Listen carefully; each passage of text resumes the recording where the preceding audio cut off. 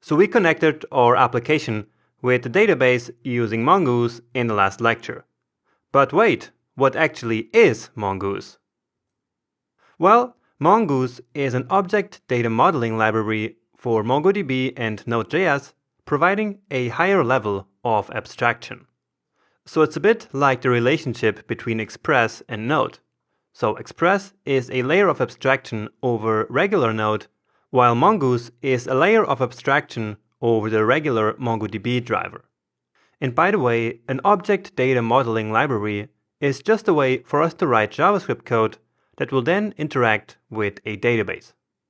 So we could just use a regular MongoDB driver to access our database, and it would work just fine.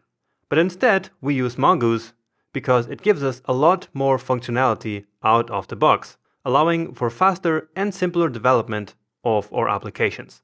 So some of the features Mongoose gives us is schemas to model our data and relationship, easy data validation, a simple query API, middleware, and much more.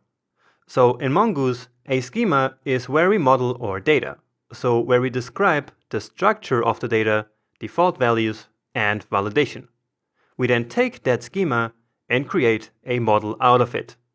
And the model is basically a wrapper around the schema, which allows us to actually interface with the database in order to create, delete, update, and read documents.